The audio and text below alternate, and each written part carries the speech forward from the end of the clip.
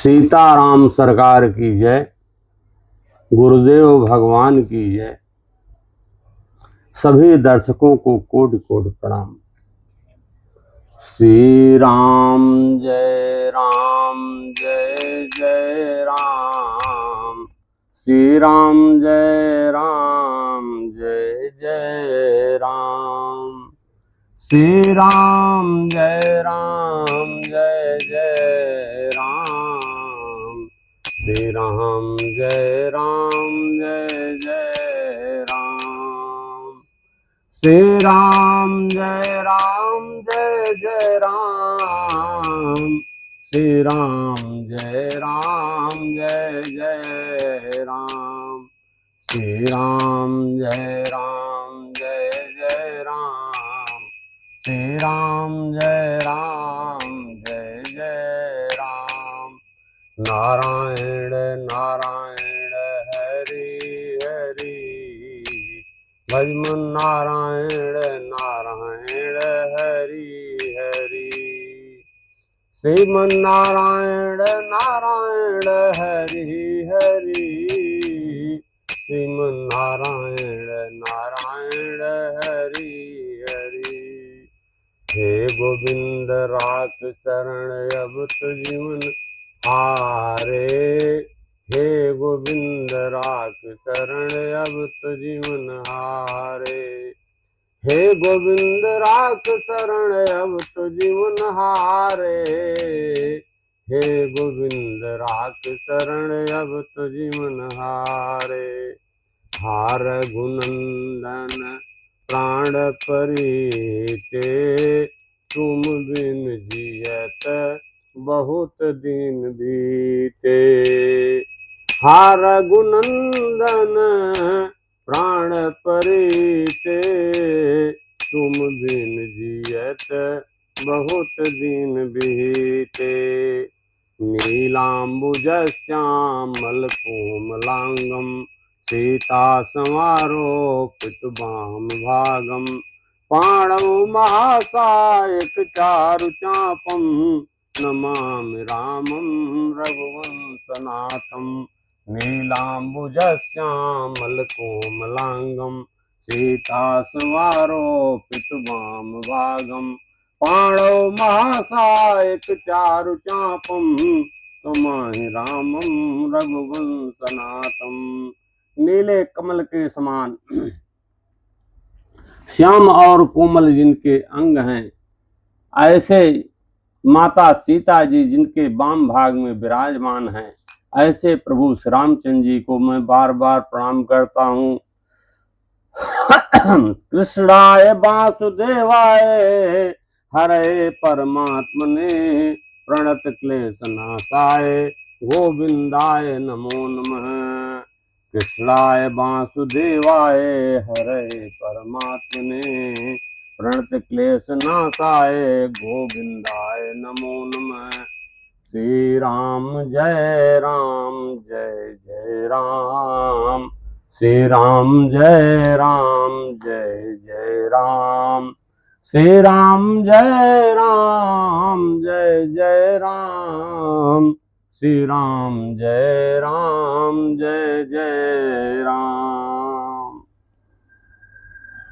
आज हम अश्वत्थामा द्वारा द्रौपदी के पुत्रों को मारा जाना और अर्जुन के द्वारा अश्वत्थामा का मान मर्दन, मतलब अर्जुन ने उसको पकड़ करके लाया और आगे क्या हुआ, और अश्वत्थामा ने पांडव समझ करके उनको पुत्रों को मार दिया, उसके विषय में चर्चा होगी।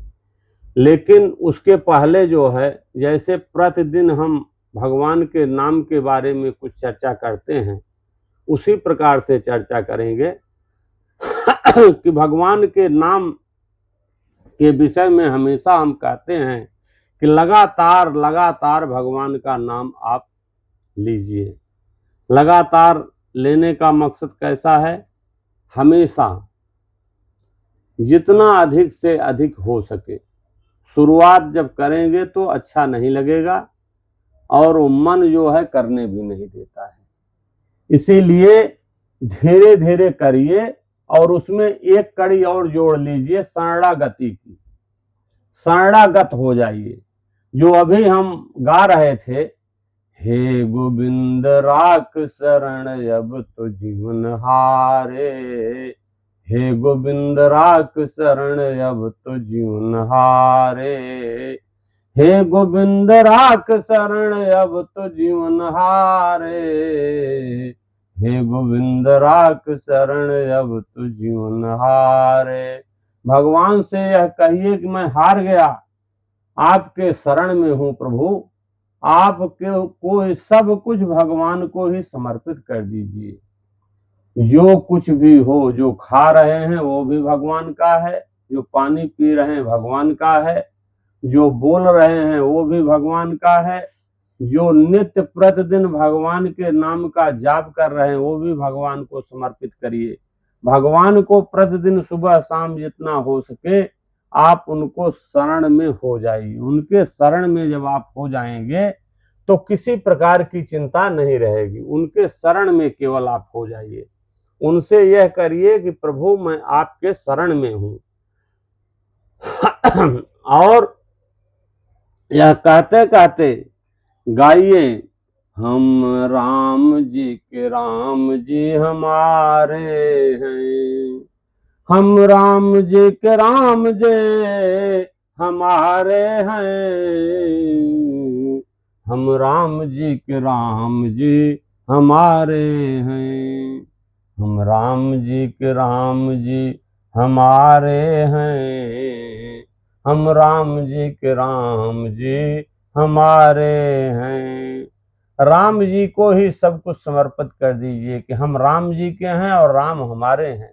उन पर दृढ़ विश्वास करिए। दृढ़ विश्वास जब होगा तब जाकर के काम बनेगा। धीरे धीरे प्रभु का नाम लेते जाइए, धीरे धीरे उनके बारे में चिंतन करते रहिए, धीरे धीरे उनके गुणों को गाते रहिए, धीरे धीरे उनको गुणों को सुनते रहिए। भगवान का कहीं विग्रह दिखे तो उनको प्रणाम करिए।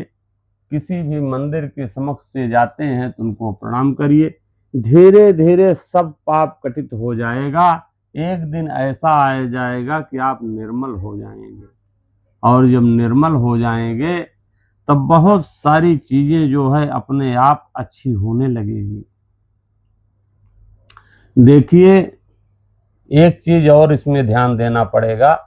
ध्यान देने जैसी बात यह है कि आप एक परिवार है 10 आदमी का, 10 आदमी में 10 लोगों का हमारा परिवार है। उस परिवार में ही 10 लोग 10 देवता की पूजा करते हैं। 10 देवता की पूजा करने से जो है काम नहीं बनता है।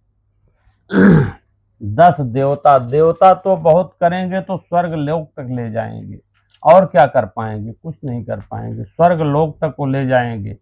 इसमें कृष्ण भगवान ने कहीं कहीं कहा है, क्या कहा है?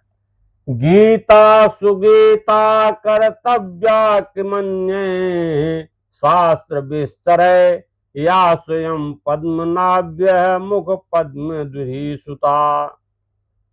के मन में हृदय में धारण करने योग्य कौन है? भगवान पद्मनाभ। भगवान जो हैं यही केवल हृदय में धारण करने के योग्य हैं। और क्या है? एक शास्त्रम देव के पुत्रम गीतम, एको देवे देव के पुत्र एव, एको मंत्रस्य नामानि यानि, कर्मामेकम तस्य देवस्य सेवा। एक ही शास्त्र है और देवकी पुत्र भगवान श्रीमुख से गायन करते हैं। एक ही प्राप्त करने योग्य देव हैं। और क्या है? उस गायन में जो सत्य बताया है, आत्मा सिवाय आत्मा कुछ भी शाश्वत नहीं है। भगवान ही शाश्वत हैं, राम ही शाश्वत हैं, कृष्ण ही शाश्वत हैं। इसीलिए एक देवता पर आप निश्चिंत हो जाइए। टहनी में जल देने से वृक्ष में जल नहीं मिलता है, जड़ में जल देंगे जल तो सब कुछ मिलता है। इसलिए आप लोगों से प्रार्थना है कि देवता की पूजा करेंगे तो देवलोक तक ज्यादा से ज्यादा स्वर्ग लोक तक आपका साथ देंगे, वहां तक ले जा सकते हैं। लेकिन आपको मोक्ष चाहिए, प्रभु का धाम चाहिए, तो प्रभु की सेवा करना पड़ेगा, प्रभु का नाम स्मरण करना पड़ेगा, प्रभु के बारे में सोचना पड़ेगा, प्रभु राम के बारे में दिन रात आपका उनको मनन करना पड़ेगा और उनके नाम का जाप निरंतर करना पड़ेगा। इस प्रकार से भगवान का नाम निरंतर लेना चाहिए। रामायण में भी आया है, शंकर जी ने पार्वती जी को समझाया है। क्या समझाया है? शंकर जी ने पार्वती को समझाया है, क्या बोले? यही गाँव वेद बुध जाहि धरहि मुनि ध्यान, सोई दशरथ सुत भगत हित कौशलपति भगवान। जिसका वेद और पंडित इस प्रकार वर्णन करते हैं और मुनि जिसका ध्यान करते हैं, वही दशरथ नंदन भक्तों के हितकारी अयोध्या के स्वामी भगवान रामचंद्र जी हैं। वही राम हैं, वही राम हैं और उसी से सब कुछ मिल सकता है। और क्या बोले? काशी मरत जंतु अवलोके, जासु नाम बल करहूं विशोके, सोई प्रभु मोर चराचर स्वामी, रघुबर सबौर अंतर्यामी। वाह वाह। हे पार्वती, जिनके नाम के बल से काशी मरते हुए प्राणी को देखकर मैं उसे राम मंत्र देकर शोक रहित कर देता हूं, मुक्त कर देता हूं, वही मेरे प्रभु रघु श्रेष्ठ रामचंद्र जी जड़ चेतन के स्वामी, सबके हृदय के भीतर को जानने वाले हैं। बिवसहु जासु नाम नर कहीं, जन्म अनेक रचित अगदहीं, सादर सुमिरन जे नर करहीं, भव बारिधि गोपद तरही। विवश होकर बिना इच्छा के जिनका नाम लेने से मनुष्य अनेक जन्मों के पाप जल जाते हैं, फिर जो मनुष्य आदर पूर्वक उनका स्मरण करते हैं तो संसार रूपी दुस्तर समुद्र के गाय के खुर से बने हुए गड्ढे के समान बिना परिश्रम से ही पार हो जाते हैं, बिना परिश्रम के पार हो जाते हैं। राम सु परमात्मा भवानी, तहाँ भ्रमयति अबहित तब बानी, अस संशयान तवर माही, ज्ञान विराग सकल गुण जाही। ऐसा संशय मन में लाइए ही मत, हमेशा भगवान के गुण की चर्चा करिए। हे पार्वती, वही परमात्मा श्री रामचंद्र जी हैं, उनके भ्रम देखने में आता है, तुम्हारा ऐसा कहना अत्यंत ही अनुचित है। इस प्रकार संदेह मन में लाते मनुष्य ज्ञान वैराग्य आज सारे सद्गुण नष्ट हो जाते हैं। इसलिए भगवान के नाम में कभी भी किसी प्रकार से भी कभी भी सोचिए ही मत और कभी भी अपने मन में ऐसा कुछ लाइए ही मत कि भगवान राम में कुछ लेकिन निकालने का प्रयत्न करिए, कभी मत सोचिए, ऐसा सोचिए ही मत। और एक चीज है कि जो चीज हम अभी कह रहे थे कि शरणागत, जब आप भगवान के शरणागत हो गए, तो जब शरणागत हो गए, सब कुछ उनको आप दे दिए, समर्पित कर दिए, तो आपका शरीर कहीं कट रहा है, कहीं दुख रहा है, कहीं कुछ हो रहा है, तो आप फिर जब आपको दुख होता है तब आप उसको अपना मान लेते हैं, सुख होता है तो भगवान को कहते हैं सब भगवान का ही है। तो जब अपना मानिए ही मत, अगर ये होता है कि दुख होता है और दर्द हो रहा है, तो भी भगवान से कहिए कि भगवान आपको जो मैं समर्पित किया था उसमें कष्ट हो रहा है, आप देखिए, वो हम कुछ नहीं जानते हैं। तो आपका मन वहां से भटक जाएगा, आपको दुख आएगा ही नहीं, वो सब भगवान देखेंगे और पार करेंगे। इसीलिए आप लोगों से मैं बार बार एक ही चीज निवेदन करता हूँ कि भगवान के हमेशा शरणागत रहिए। शरणागत रहने से बहुत कुछ अच्छा हो जाएगा और सब कुछ अच्छा ही अच्छा होगा। आगे का विषय आज का जो है, आज के विषय के बारे में, अश्वत्थामा ने पुत्रों को मारा। यहीं से व्यास जी ने श्रीमद् भागवत महापुराण का लिखना चालू किए और शुरुआत किए। उस समय उन्होंने महाभारत के विषय में ही लिखे थे एक पुराण, इसलिए उन्होंने ये महाभारत के प्रसंग से ही उन्होंने शुरुआत किया। और बहुत अनर्थोपसाम सद्रा भक्ति योगम मध्यो छजे लोकस्याम जानतो विद्वाचक्रे सात्वम संहिता। सुखदेव जी ने को वह जो है व्यास जी ने पढ़ाया सब। सुखदेव जी ने कहा, मैं राजा परीक्षित के जन्म, कर्म, मोक्ष और पांडवों के स्वर्गारोहण की कथा कहता हूं। मतलब जितना भी है पूरा आज जो विषय आया है और पांडव और कौरव के विषय में ही है। जब युधिष्ठिर, पांडु और विदुर, ये तीनों भाई थे। विदुर जी थे उदासी पुत्र थे। युधिष्ठिर को 100 पुत्र थे, पांडु को 5 पुत्र थे। माता कुंती उनकी देखभाल करती थी, जिसमें जो है युधिष्ठिर, भीम, नकुल, सहदेव और अर्जुन, ये पांचों पुत्र पांचों ही बड़े दिग्विजयी थे, बहुत ही श्रेष्ठ थे। उसमें भी युधिष्ठिर जो थे वो धर्म के ज्ञाता थे। वो हमेशा धर्म से ही चलते थे और धर्म की ही बात करते थे। पांडव और कौरव में सबसे श्रेष्ठ जो थे वो युधिष्ठिर ही थे।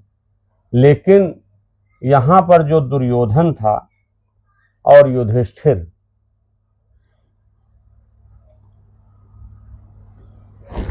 धृतराष्ट्र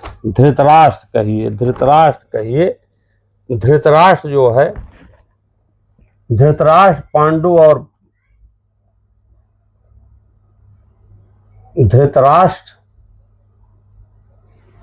पांडु और विदुर 3 भाई थे। तो धृतराष्ट्र को 100 पुत्र थे, पांडु को 5 पुत्र थे, विदुर दासी पुत्र थे, वहीं पर रहते थे। तो धृतराष्ट्र और ये उसका पुत्र जो दुर्योधन था, बहुत ही निम्न स्तर का व्यक्ति था। वह हमेशा सोचता था कि मैं ही राजा बनूं, जबकि वह छोटा था। और धृतराष्ट्र भी वही सोचते थे, लेकिन पांडव सोचते थे कि युधिष्ठिर जो है राजा बने, युधिष्ठिर राजा बने और युधिष्ठिर राज्य करें। और वहां की प्रजा भी चाहती थी कि युधिष्ठिर ही राजा बने, लेकिन धृतराष्ट्र नहीं चाहता था। धृतराष्ट्र राजा था, धृतराष्ट्र नहीं चाहता था, वो आंख से भी अंधा था और वह कभी नहीं चाहता था कि हमारा पुत्र राजा न बने और युधिष्ठिर बन जाए। इसके लिए हमेशा जो है दुर्योधन का एक मामा था शकुनी जो था बहुत ही दुष्ट था, वो भी उनके ही साथ में रहता था। और एक कर्ण थे, कर्ण, शकुनी और दुर्योधन, ये तीनों साथ में, और एक दुशासन रहता था छोटा भाई। ये चारों हमेशा साथ में रह करके कुछ न कुछ षड्यंत्र हमेशा रचते रहते थे। लेकिन सब कुछ होते हुए भी एक समय ऐसा आया कि जब विदुर ने धृतराष्ट्र से कह करके राज्य का बंटवारा करवा दिया। कुछ राज्य का भाग जो है पांडवों को मिल गया और बाकी हस्तिनापुर जो है वहां पर दुर्योधन अपना युवराज बन गया और धृतराष्ट्र राजा थे। लेकिन एक बार द्यूत कीड़ा जो है जुआ में, उसमें पांडवों का सब कुछ इन्होंने हरण कर लिया। उसके पहले भी बहुत सारी क्रियाएं इनके साथ किया गया।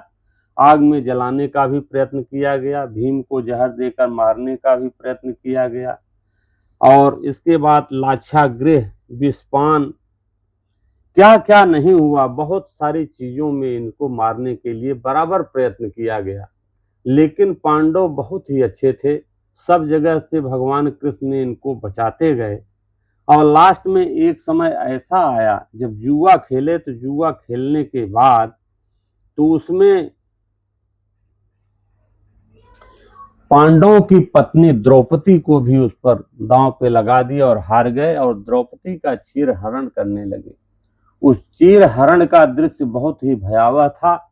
उसमें सभी एक से एक योद्धा बैठे हुए थे, उसमें भीष्म भी बैठे हुए थे, द्रोणाचार्य भी थे, कृपाचार्य भी थे, कर्ण भी था, शकुनी भी था, सभी लोग वहां उपस्थित थे। लेकिन उसी बीच में उनको निर्वस्त्र करना चालू किए। तो जब सब जगह से द्रौपदी हार गई, पहले पांडवों से बोली, फिर भीष्म से बोली, राजा से बोली, सबसे प्रार्थना की, और जब सब जगह से हार गई तब कृष्ण को पुकारी कि हे भगवान, अब आपके शरण में हैं, अब हमारी रक्षा करिए। तो भगवान हे गोविंद राख शरण, अब तो जीवन हारे, हे गोविंद राख शरण, अब तो जीवन हारे, हे गोविंद राख शरण, अब तो जीवन हारे, हे गोविंद राख शरण, अब तो जीवन हारे। ऐसा भगवान कृष्ण को पुकारी। भगवान कृष्ण को जब पुकारी दोनों हाथ उठाकर, तो चतुर्भुजधारी को आने में टाइम नहीं मिली, वो तुरंत आ गए, और आ गए उस साड़ी को जो दुशासन खींच रहा था, उसी साड़ी में भगवान लिप्त हो गए। उसमें कहा गया है कि सारी बीच नारी है, कि नारी बीच सारी है, कि सारी ही किनारी है, किनारी ही की सारी है, सारी बीच नारी है, किनारी बीच सारी है, कि सारी ही किनारी है, किनारी ही की सारी है। वो देखने में ही नहीं आता था कि कोई नारी उसमें है कि साड़ी है, कि साड़ी में नारी है, उसमें जो है कुछ दिखाई नहीं देता था। और भगवान ने इतना चीर बढ़ाया कि उसका 10,000 हाथी का उसको बल था, लेकिन वो हार करके थक करके गिर पड़ा। और भगवान ने द्रौपदी की लाज रखी। इस प्रकार से ये सब करते हुए बाद में जब छल के द्वारा उनको वन में भेज दिया गया, 12 साल, 1 साल अज्ञातवास, बाकी समय जो है वहां पर वन में रहे। अज्ञातवास का जब समय आया तो अज्ञातवास में भी बहुत छिप छिपा करके पांडव लोग अपना समय बिताए। एक राजा के यहाँ रहते थे, वहां पर रहते हुए उन्होंने 1 साल पूरा किया। राजा की मदद भी की। राजा की मदद कैसे किए कि इनको कुछ शक हुआ एक बार कौरवों को कि उन राजा के पास में ये लोग रह रहे हैं, उन पर चढ़ाई किया जाए अगर तो ये लोग सामने आ जाएं, और हुआ भी वही। लेकिन समय इनका पूरा हो चुका था, 12 साल का वो जो था ज्ञातवास और वनवास, वो जो पूरा हो गया था। उसी समय फिर अर्जुन अकेले ही आए, 2 तरफ से युद्ध की सेना आ गई। एक तरफ वहां के राजा स्वयं संभाले और उनके साथ में युधिष्ठिर गए थे, और भीम भी गए थे, और दूसरी तरफ जो है अर्जुन थे वहां पर राज्य में। जब ये लोग चढ़ाई किए कौरव, जब कौरव चढ़ाई किए तो उसका नेतृत्व सामने वाली सेना का अर्जुन ने किया। और अर्जुन तो वेश बदले हुए थे, लेकिन उसी वेश में आए, बाद में अपना धनुष बाण सब पेड़ से उतार करके और तंचा लेकर के अकेले ही लड़े। कौरव सेना में सभी लोग थे, भीष्म थे, कर्ण थे, कृपाचार्य थे, गुरु द्रोणाचार्य थे, दुर्योधन थे, सभी सभी जितने भी बलशाली वीर थे सभी थे। लेकिन अर्जुन ने सबको हरा दिया, यहां तक कि सबको जो है धराशायी कर दिया, और सब सो गए। और सो गए। उनके वस्त्र भी जो है वहां के राजा के पुत्र ने लिया और लेकर के वापस गए। इसके बाद ये हुआ समय अब बीत गया है, अब अपना राज्य चलिए मांगा जाए। राज्य मांगने के लिए गए तो राज्य नहीं दिए, यहाँ तक कि 5 गांव भी देने के लिए ना बोल दिए। सुई के अग्र के बराबर नहीं देंगे, ऐसा दुर्योधन बोला कृष्ण भगवान से। तो कृष्ण ने आकर के कहा कि अब तो एक ही रास्ता बचा है, युद्ध। तो युद्ध हुआ। युद्ध में भीष्म पितामह जो है सेना के प्रमुख बने, सेनापति बने। और उधर से जो है पांडवों की सेना आ गई। दोनों तरफ से युद्ध हुआ, एक एक करके वीर जाते रहे, यहाँ तक कि कौरव के 100 भाई सब समाप्त हो गए। भीष्म पितामह मारे गए, सरसैया पर पड़े गए। गुरु द्रोणाचार्य को भी मार दिया गया, खत्म हो गए। गुरु द्रोणाचार्य के विषय में ऐसा आता है, उनको बताया गया कि आपका पुत्र का वध हो गया है। तो उन्होंने कहा कि हम ऐसा तो नहीं मानते हैं। तो बोले कैसे मानेंगे? बोले अगर युधिष्ठिर बोले तो मैं मान जाएंगे। तो उनको कृष्ण भगवान ने समझाया था कि अश्वत्थामा मरो नरो व कुंजरो।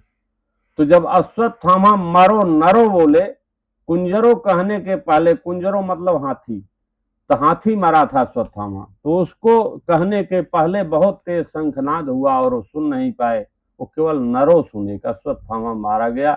इसलिए जो है उनकी बात पर करके उन्होंने धनुष बाण रख दिया और वो मारे गए युद्ध में। इसके बाद कर्ण आए सेनापति बनकर। कर्ण से भी युद्ध अर्जुन का हुआ। अर्जुन ने कर्ण को भी मारा, उनकी पहिया फंस गई थी और कृष्ण भगवान ने कहा देखो मत, यही समय है, मार दो। उसी समय अर्जुन ने उसको भी मारा। रह गया दुर्योधन और बाकी सब भाइयों को भीम मारते चले गए। इसके बाद दुर्योधन से भीम का बहुत बढ़िया जो है गदा युद्ध हुआ और उस युद्ध में उसकी जांघ को तोड़ दिए। जब जांघ को तोड़ दिए तब अश्वत्थामा का वहीं पर प्रादुर्भाव हुआ। अश्वत्थामा आया और बोला कि हे मित्र, आपकी क्या आज्ञा है? आप हमको आज्ञा दीजिए, हम जो है अब युद्ध करेंगे, जो आज्ञा आप देंगे वह करेंगे। दुर्योधन ने कहा कि और कुछ करने की क्या बात है, पांडवों को आप मारिए, उनके सिर को काट के ले आइए। अश्वत्थामा गया शिविर में पांडवों के। उस दिन जो है कृष्ण भगवान 5 पांडवों को लेकर आखेट के लिए चले गए थे और आखेट के लिए लेकर के गए थे और उस 5 बिस्तर पर उनके पुत्र सोए हुए थे। यह गया तो आओ देखा न ताव, इसने सबके सिर को काट करके लेकर के चला है और ला करके इनको दिखाया दुर्योधन को। पहले तो ये बहुत ही प्रसन्न हुआ, लेकिन जब बाद में एक सर को ये हुआ कि भीम का कौन सा सर है, तो जानता था उसको दबाने से दबेगा नहीं, जो दबा तो ऐसे ही कच्च हो गया।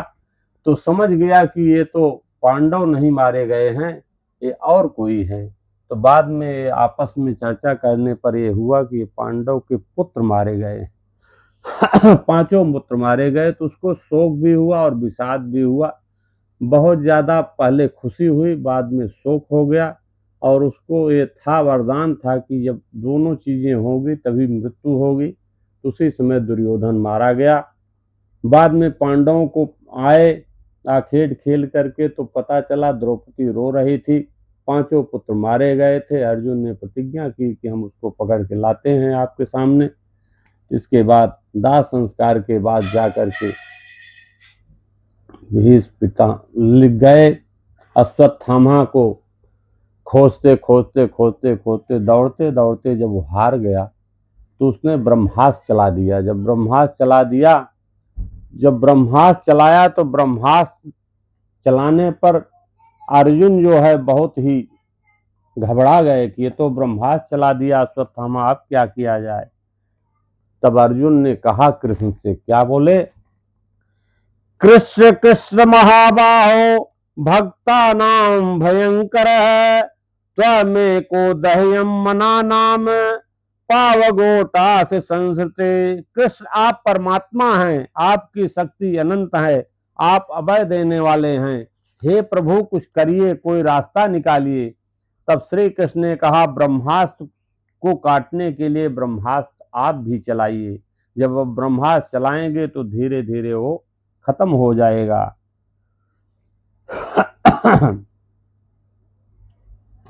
उवाचम सहचन्यत्यम बंधानाम नयनम सते मुच्यतम ब्राह्मूर्ति ये गुरु। जब उसको जो है चलाने के बाद जब समन हुआ और अश्वत्थामा को लेकर के आए यहाँ पर द्रौपदी के बाद, तो द्रौपदी ने कहा, ये तो ब्राह्मण पुत्र है, छोड़ दीजिए छोड़ दीजिए। इसको छोड़ने की बात कही। सभी पांडव भी उस पर राजी हो गए, लेकिन भीम नहीं हुए।